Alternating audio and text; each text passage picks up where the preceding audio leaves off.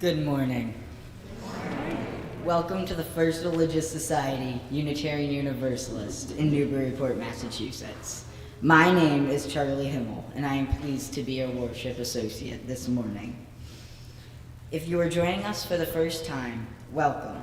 We are glad you are here. We come together at FRS online and in person, committed to love, peace, and justice.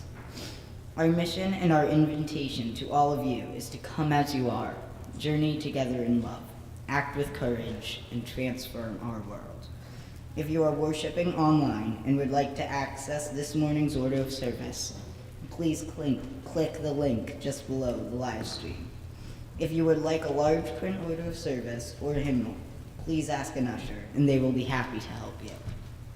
I would like to draw your attention to the many activities and events happening here at the church listed in your order of service. Everyone is invited to join us immediately following the service this morning for a walk to Market Square, where we will be holding a vigil for Transgender Day of Remembrance. All are welcome. Please join us if you are able. Next Sunday's worship service, the Sunday after Thanksgiving, will be held at Hampton Falls Congregation. Reverend Rebecca will be preaching and the choir will be singing. The service will be on YouTube and in person. Thank you. It is good to be together.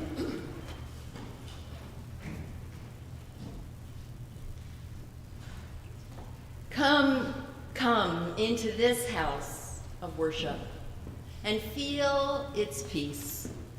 Open yourself to the life-giving community that is gathered here this morning and every time we gather. Open your mind to the world and the richness and gifts of its diverse cultures and religions. Open your hearts and say yes to all that you long for and the many gifts that you need to receive, that we may become agents and vessels of peace in this time, that we may become agents and vessels of love and workers for justice in all that we do. You are faithfully called to worship. Let's rise in body or in spirit and join together in our opening hymn. It is in the Teal Hymnal 1025, When Will the Fighting Cease? As you're getting the music out, we're going to do this hymn a little differently this morning. We're going to sing it together, and then I will lead this side of the room, and the choir will lead this side of the room, and we will sing it as a round. So,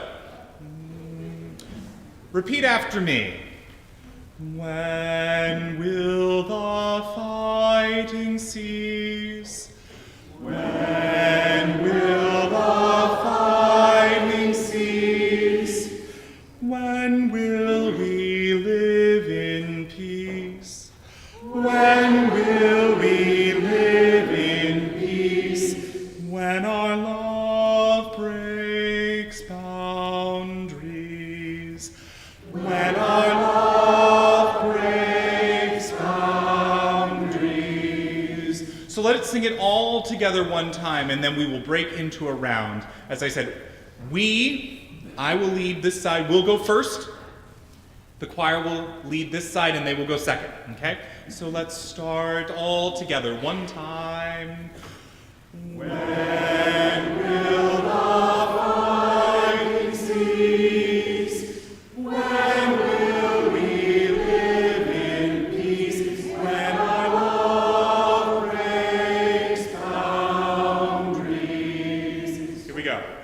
When will the fighting cease?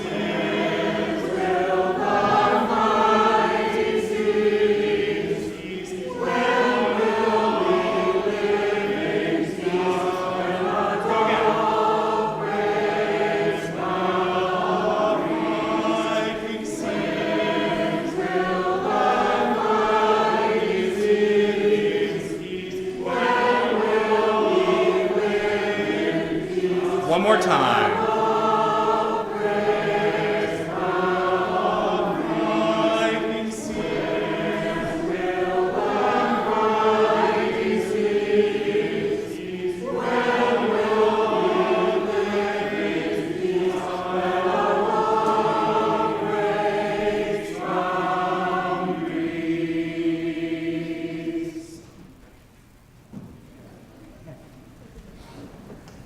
Please be seated. And as we wait for our child sliders to come forward, I would just like to share, as I did with the choir, and Justin, of course, knows as well, that this song, this hymn that we're singing, and these words are both a testament to the commitment that we have as Unitarian Universalists to peace, and also in honor of the Sikh religion, which we will be learning about today. For indeed, their entire religion is founded upon principles of oneness, of interconnectedness, and of nonviolence and peace. And as they walk through the world, as they walk through the lands wearing their turbans for the last 500 years, that is an outward symbol of their commitment to peace. So that when they're in places of war, people who are vulnerable can know that person is a safe person that I can go to. And the tragedy that they are in fact killed for wearing things that people don't understand. So when will the fighting cease?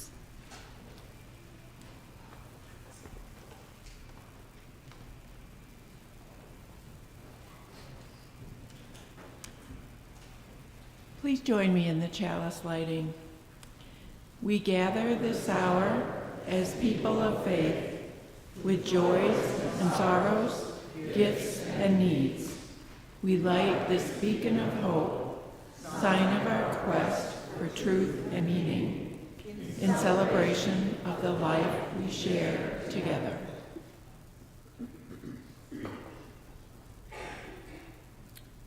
Each week, we also light 2 candles of peace, representing just 2 of the many places on earth that need peace. We light these candles and we lift them up as we remember them. It is indeed a sacred experience. After I share each of the candles, I invite you to respond by speaking the word peace in 3 languages: peace, sol, shalom. Our first candle this morning is lit for countries and lands across the globe where Hindus, Sikhs, Buddhists, and Jainists just concluded their annual celebration of Diwali. This festival, also known as the Festival of Lights, brings communities and families together to celebrate the victory and the belief of good over evil. It is a core belief of all of those religions. We pray that the wishes and the prayers of the Diwali festival and their followers are made manifest throughout the world. To this we respond, peace, sol, shalom. And our second candle this morning is lit for Market Square right here in Newburyport, where again, as Charlie said, everyone is invited to join us today for a vigil honoring Transgender Day of Remembrance. We will meet a little after the end of the service on the steps and walk together to Market Square. This Day of Remembrance, which is officially tomorrow, is the conclusion of the week-long Transgender Week of Awareness. This is a time for us as a welcoming congregation to join others across the country in celebrating, uplifting, and honoring the trans community. This support is also a visible action that to challenge anti-trans legislation and negative rhetoric. Together, we can indeed bring change. To this we respond, peace, sol, shalom. Let's rise, embody your spirit, and join our voices in our affirmation of faith, followed by the doxology. And after the doxology, the children are invited to join Mara downstairs for Young Church. Love is the doctrine of this church. The quest of truth is its sacrament, and service is its prayer. To dwell together in peace, to seek knowledge in freedom, to serve humankind in fellowship, to the end that all souls shall grow into harmony with the divine. Thus do we covenant with each other and with God.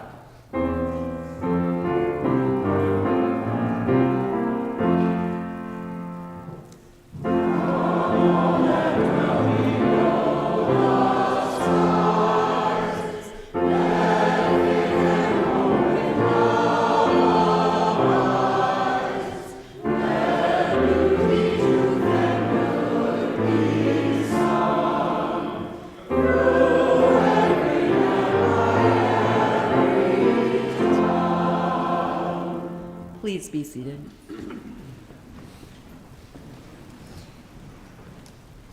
The generosity of our community is an essential ministry that supports the work of the church, both in Newburyport and beyond. Each week, 50% of the Sunday offering, not designated as a pledge, goes to a local community's partner engaged in an important effort to transform our region. The November shared collection goes to support Essex County Habitat for Humanity, bringing people together to build affordable homes, strengthen families, and foster hope. Since 1985, 124 new homes have been built and 49 homes rehabbed. This includes a recent project in Salisbury. Please give so one day everyone will have a decent place to live. To give online, please use the link in your order of service or below the live stream. You can always make a contribution by text, and of course, you can always mail a check to the church as well. Thank you. The offering will now be gratefully received. Please enjoy the music of Windham Hill pianist Rebecca Harold as the ushers come around. Rebecca will be playing here in the Sanctuary Live for a special holiday pop concert on December 16th.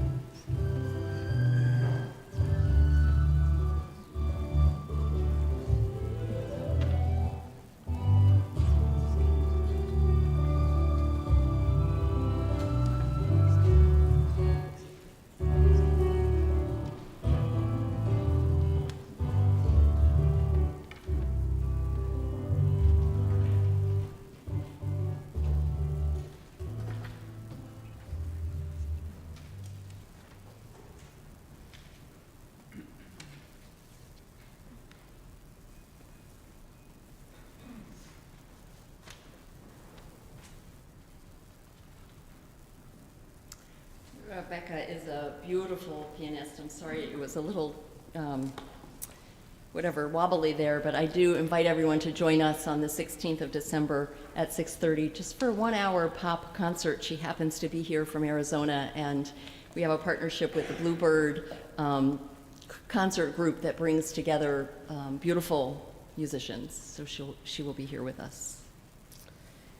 Every Sunday, we lift up the joys and the sorrows of our beloved faith community. This morning, Nancy Kidd will be lighting candles as I share the things that have been offered to me in advance of this service, either through our journal that's always in the vestibule or through an email to Between Us.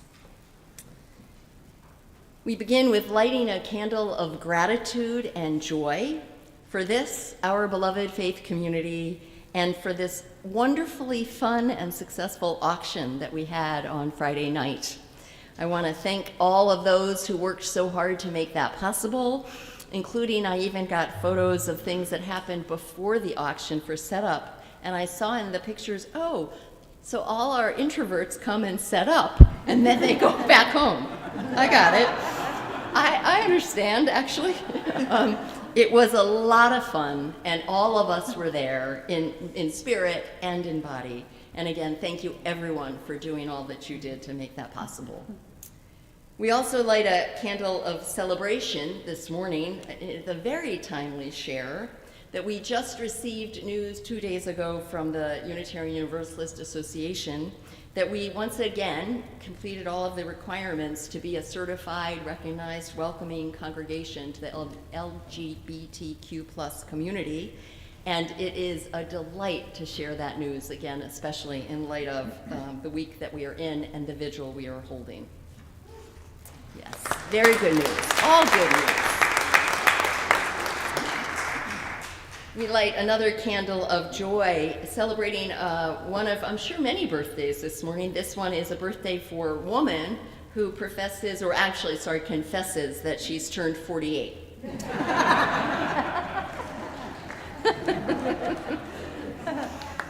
You know I love you. And we turn with some deepening of love and compassion for some of the more difficult things in our own lives and in the world.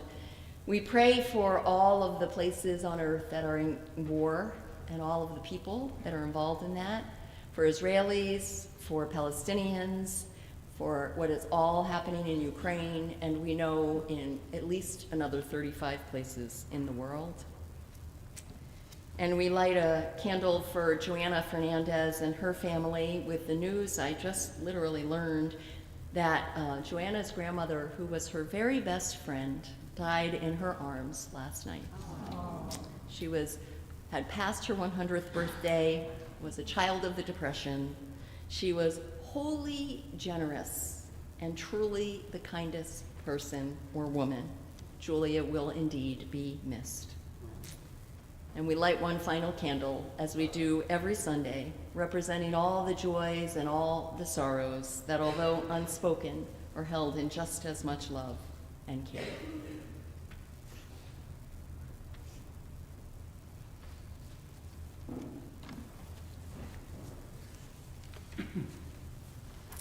So I'll be offering a pastoral prayer this morning that is a Sikh prayer. In Sikhism, they pray in the morning, they pray at mealtime, and they pray in the evening.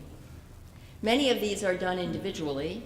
However, there are traditional community prayers that last 90 minutes to recite together. I'm not going to do that. But this morning I will share one of them. It is entitled the Mool Mantra. It's a traditional Sikh prayer. I'll share it both in English and in Gurmukhi. In its words, you will hear reverberations of the Tao Te Ching, of the Hindu Upanishads, and again, of many world religions. I'll say it again, first in English and then in Gurmukhi. The Mool Mantra. One creation. One creation. Truth is its name. Doer of everything, fearless, revengeless, undying, unborn, self-illumined, the gift of the universe. Meditate. True in the beginning, true through all the ages, true even now. It is forever true. One creation. Truth is its name. Ek onkar. Ek onkar. Satanam. Kerata Purika. Nirabo Nirave. Akal Murata. Ajuni. Sebang. Guru Prasad. Jap. Adasach. Jagadasach. Habi Sach. Nanakaho Sebi Sach. May it be so.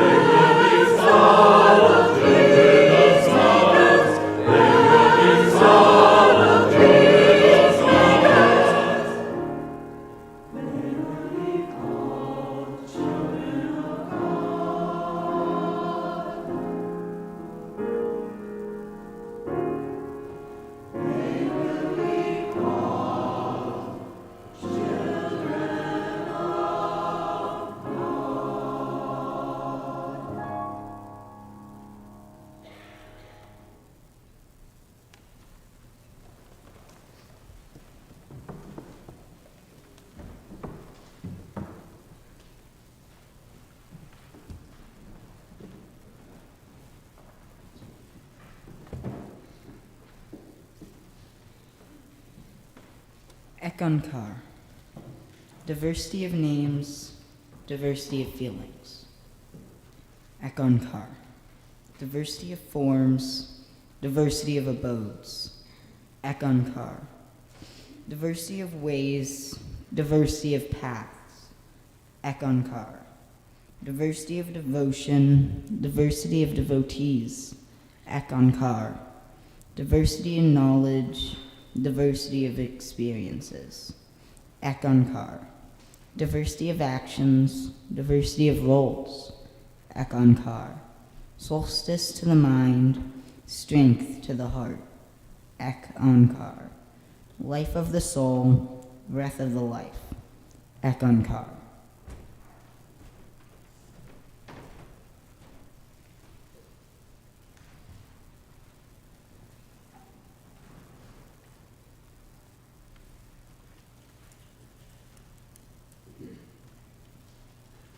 Thank you, Charlie. Thank you, choir. Ekankar, all is one. That's the best English translation to those words. All is one. In diversity is wholeness. True within ourselves and among ourselves. I was sitting here thinking before I offered this sermon about my own spiritual and religious path as a Unitarian Universalist since the age of 9, and like a woman, I'm 48. But it's been a while.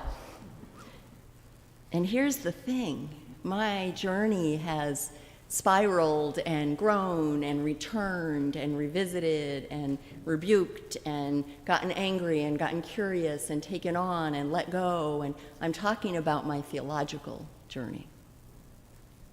Of course, the rest of my journey as well.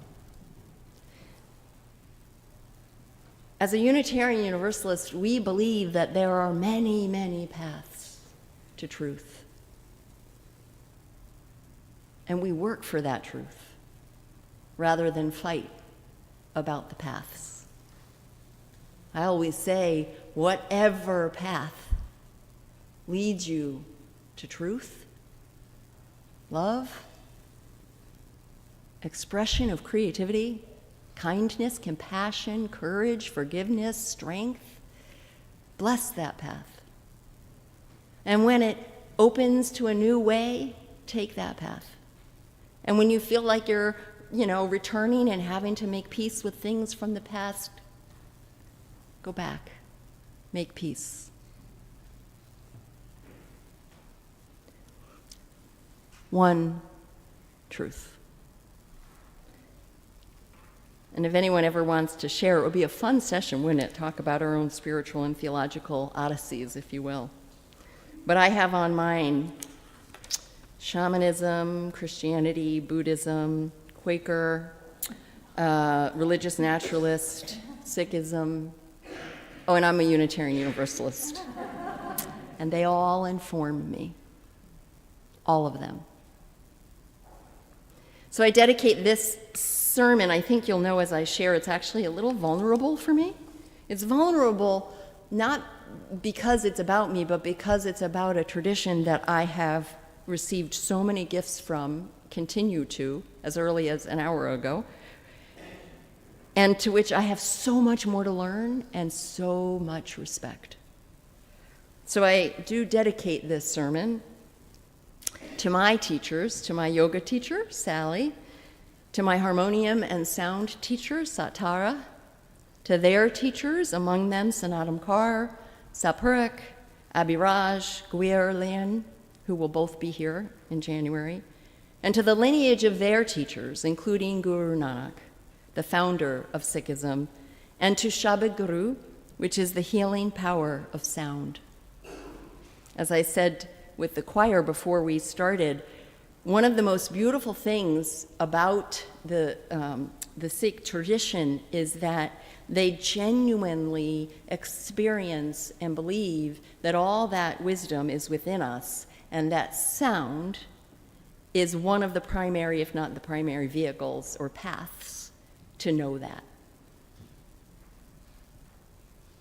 Imagine that.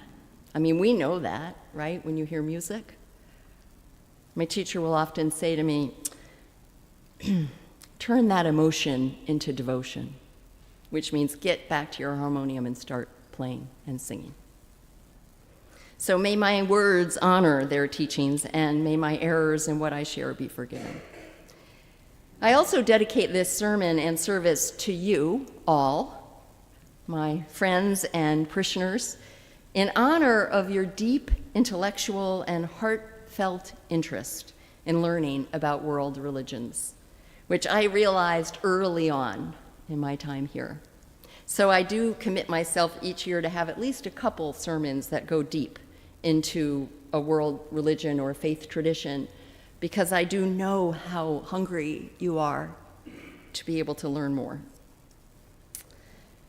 Your commitment to the belief that revelation is not sealed, and that our collective commitment to love, peace, and justice, and community, music, and connection is in line with the Sikh beliefs and our annual ministry theme of interconnectedness. And finally, I'm offering these reflections this morning to highlight a lesser known, or at least I believe to be a lesser known and understood religion, in our country anyway, as we study diversity. It is the first of two worship services. As I said, the second worship service will be on Sunday, January 21st, and we'll be joined by two leaders of the ashram, the Sikh ashram in Millis, Mass. I'm honored and thrilled they'll be coming. They'll be speaking and sharing their own experience and also singing for us and playing their instruments. So today's a little bit of sort of a primer, if you will. They're going to be singing and speaking on Valerie Carr's book you may be familiar with, entitled See No Stranger. Valerie Carr is a Sikh American who, after 9/11, was so strucken by the deaths and the murders of Sikh people and others who, because of the color of their skin and lack of understanding, were being killed indiscriminately. So she went around the country for a decade hearing stories. And that's her book, and it is entitled See No Stranger. And they have set music to all of her teachings. We're also going to have a free yoga class, actually, so you can, if you're interested, no experience necessary to actually experience some of the physical movements that accompany the sound. Much of what I share today is taken from the work of Simranjit Singh. He is the executive director of the Aspen Institute's Religion and Society program. The photo on your order of service is of him. He is professor of religion and history at Union Theological Seminary. He is an author and prolific in many of, now I bet you'll begin to see him when you read the New York Times and other things I think you probably read. He is a frequent contributor, and he would say most importantly, he is a dad. His most recent book is entitled The Light We Give. Simranjit Singh and his brother grew up in San Antonio, Texas. I just want for a moment for you to just imagine that. It was both incredibly difficult and incredibly wonderful. The stories in his book, and that I heard him speak this summer, of, for example, his football coach and what he did to stand up for those young boys, is remarkable. Their parents came to the United States as immigrants from Punjab. It's a region in southern Asia that covers northwestern India and modern-day Pakistan. They spoke Punjabi, which is one of the most widely spoken languages in the world, and they ate Punjabi food, including Indian flatbread, lentil curry, chickpea curry. Sikh is the original Punjabi word for their tradition, which is also referred to as Sikhism, or as you'll hear from when the elders come in January, they'll call it Sikhi. It is pronounced sick, like the English word not feeling well, sick. I think that's happened before. I love it. I always feel like there's some message of like, keep going. The pronunciation Sikh, or Sikhism, is actually from colonization in our country. That is not how they pronounce the word. Sikhism is the 5th largest religion in the world. 33 million people profess to be believers. 89% of Sikhs live in India, 3% live in Canada, 2% or 2.2% live in the United Kingdom, and 1.2% live in the United States. So I'm not super great with math. I don't know, what is 1% of 33 million? That's an honest question. What is one? I didn't write it down, so what is 1% of 33 million? 300,000. 300,000 Sikhs live in our country. I can tell you that there are, I'm not going to put numbers to Unitarian Universalists, but we are in the minority. So lest we think, how important is this? It's 300,000 people. Well, how important are we? It's also the youngest of the world's religions. It only began 500 years ago. Interestingly enough, somewhat aligned with our history of age.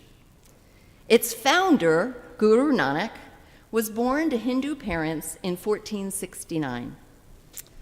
As a young boy, and again, you'll hear this through other world religions, Nanak saw everything around him as interconnected. He just knew that was true. And he was very upset, disturbed by the unhappiness and the inequity that he saw in the world around him. He grew up and established a way of living that revolved around spiritual practice first, ethical living, and selfless giving. Pretty good, huh? Spiritual practice, ethical living, and selfless giving. Reverend Helen shared with me just the other day, I didn't know this, that at the Parliament of the World Religions, if I'm correct, you said every time that the Parliament of World Religions gathers, it is the Sikh community that has lunch for everyone. They have community kitchens. It's always connected to an ashram, and there is always food provided to anyone and everyone.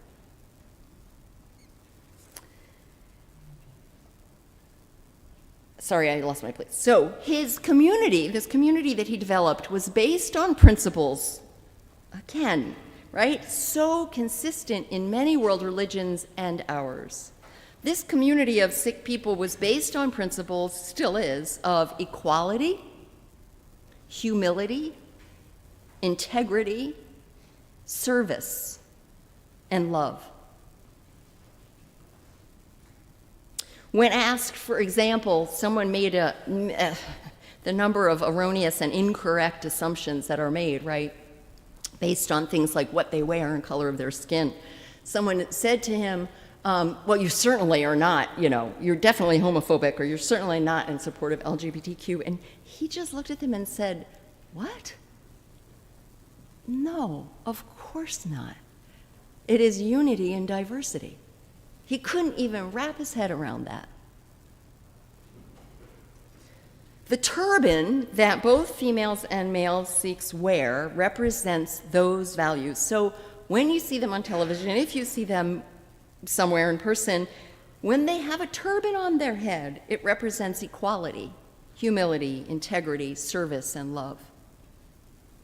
It is a visible symbol of their commitment to peace, as I said earlier, and nonviolence. And they started wearing them during times of war, so that when they were on the battlefields, not to fight, they were on the battlefield so people knew they were someone they could go to.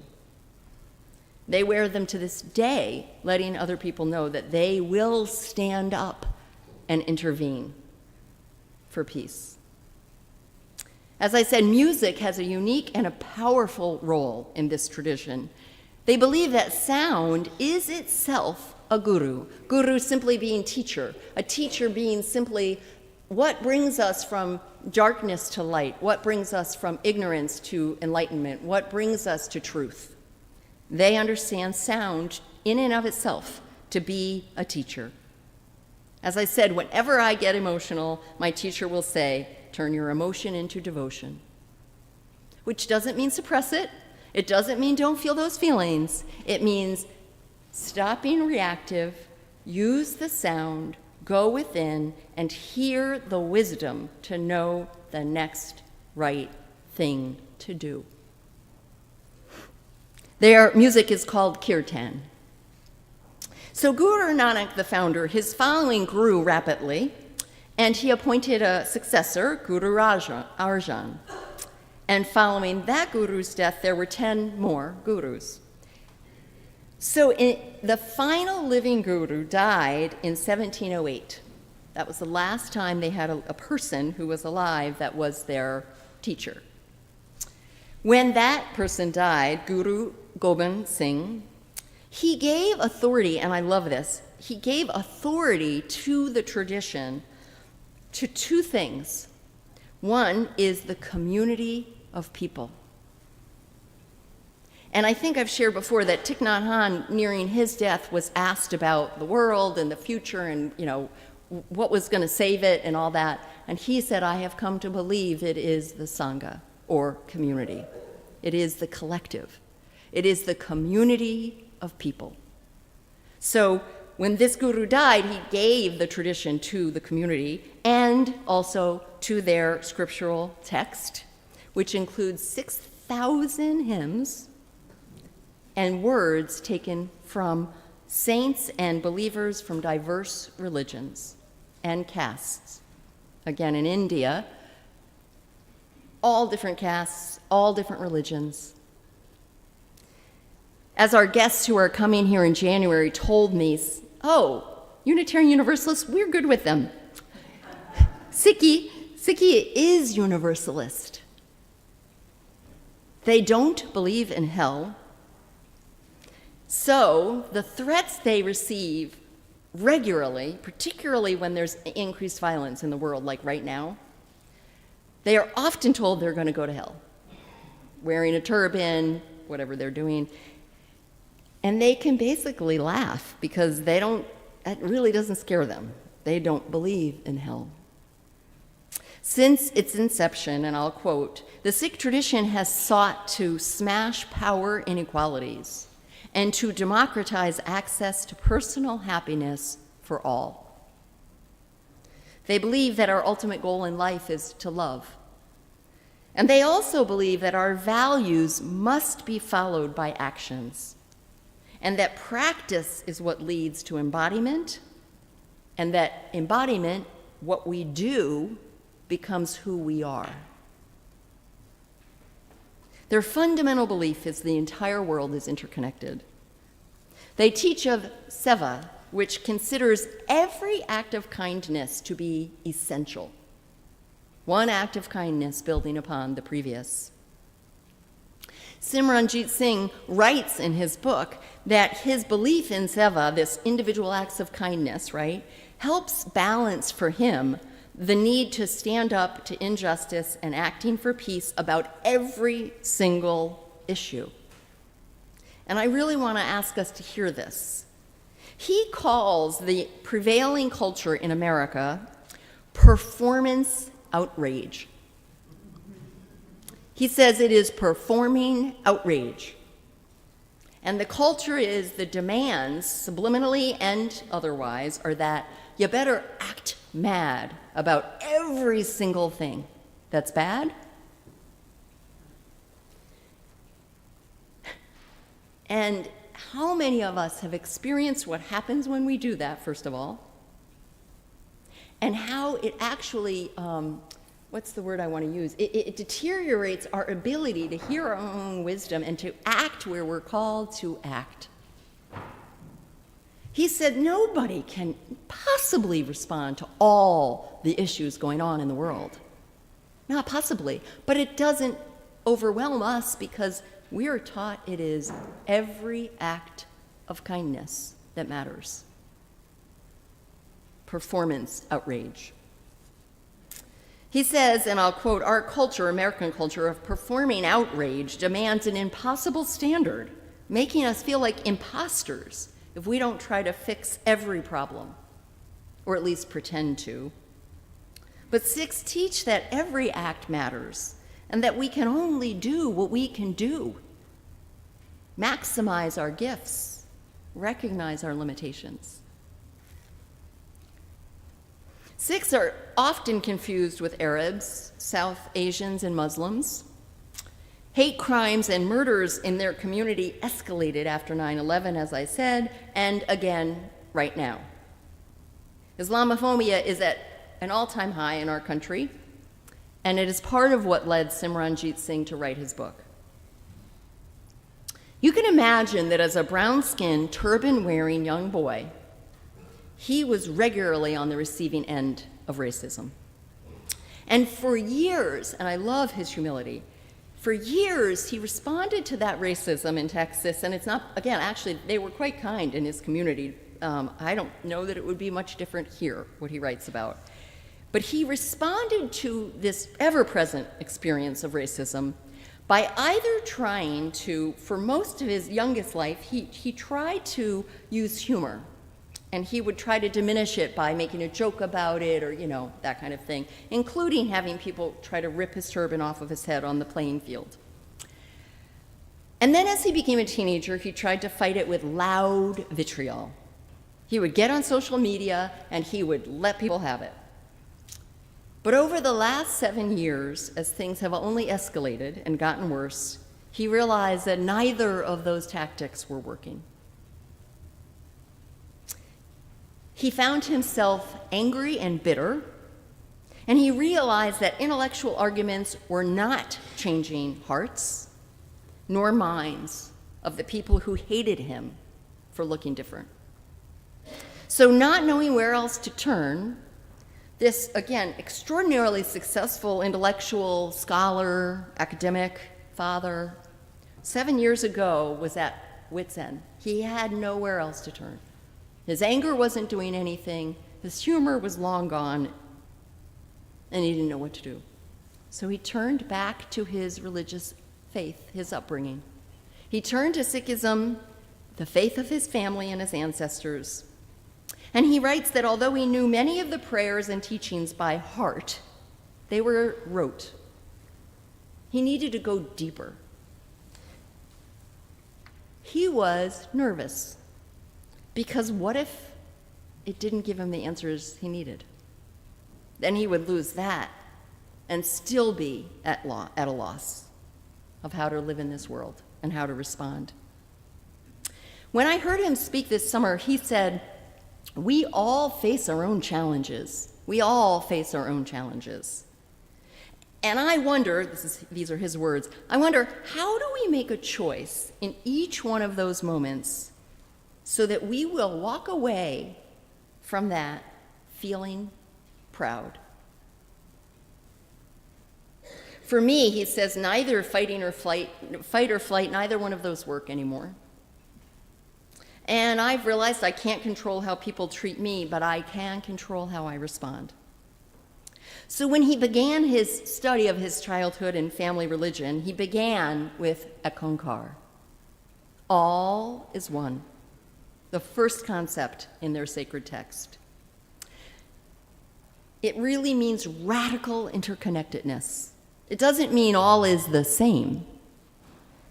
It means all is interconnected. Oneness of the world and the dynamic, diverse force that permeates every aspect. He knew that an intellectual understanding of these teachings by themselves would not bring change into his life. So he dedicated himself to practices that he created to allow himself to experience that oneness or radical inclusivity. The first thing he did, so I'll just offer these as just some ideas, but I'd encourage you to think for your own self about what might work. But the first thing he did is he wrote down his top 20 values. He said, what are the things I value the most? And he wrote down 20. And then he made himself pick 5. It wasn't super easy when I did this. I wanted a couple more, but he chose 5. And then he actually set daily intentions of something that he could do to act in alignment with each of those 5 values. And he reviewed it on a regular basis. Another thing he did is he began practicing gratitude. He began being intentionally kind and looking for other people who were being kind. He lives in New York City with his family, and he said when he gets really overwhelmed, he turns all his devices off and he walks outside in the streets of New York City and watches. And he said it takes but a minute to see the kindness. The person who helps someone across the street, the person who picks up the mitten the child drops, etc., etc. Being kind to others, he writes, makes them happy, and it makes you happy too. It's about finding goodness in the moments that are designed to bring out the worst in us. 6 pray every day for the uplifting of humanity, and they also pray for everlasting optimism. And he says, Simranjit says, if we can do that during our most difficult of times, imagine what we can do with daily frustrations. So every morning when he puts on his turban, and I ask us, what's our turban? It doesn't matter. Whatever it is, it could be your running shoes. Every morning when he puts on his turban, he reminds himself of his 5 values. And he says, by wrapping that turban around my head every day, I'm thinking of those values, and I wear it like a public announcement.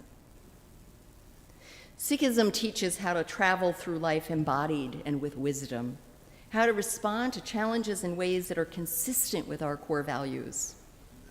I don't want to romanticize these people. That would actually be appropriation and wrong. They're real.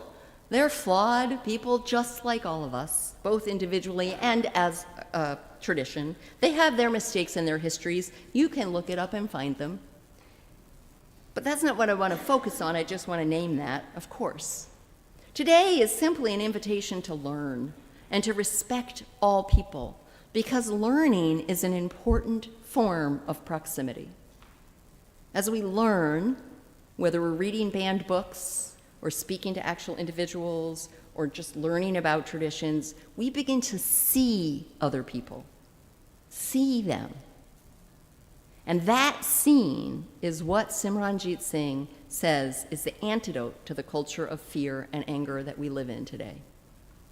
He writes this: for those of us who live in marginalized communities, changing the culture of fear is the only option. Being hated is isolating. Having company makes it bearable.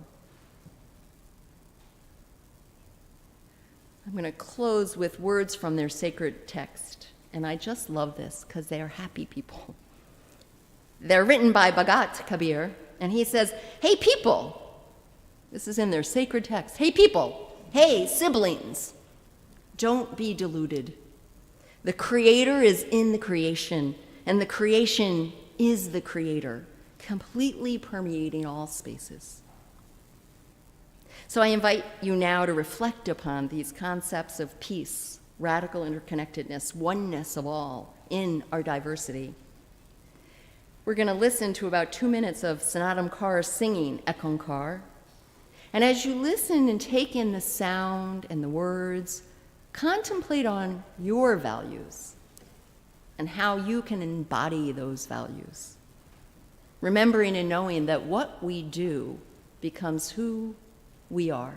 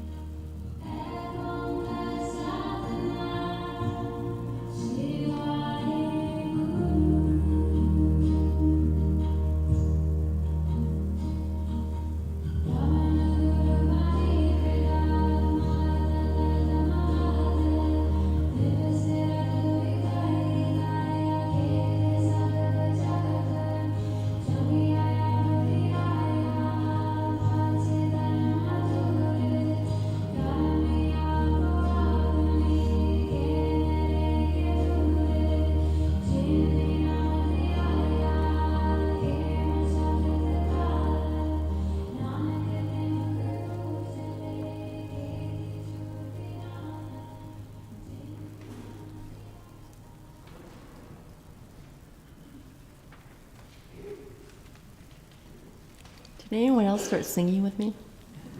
If you kept it going, Justin, I was going to get them singing. Let's rise in body or in spirit and join together in our closing hymn, Let There Be Peace on Earth. The words are in your order of service.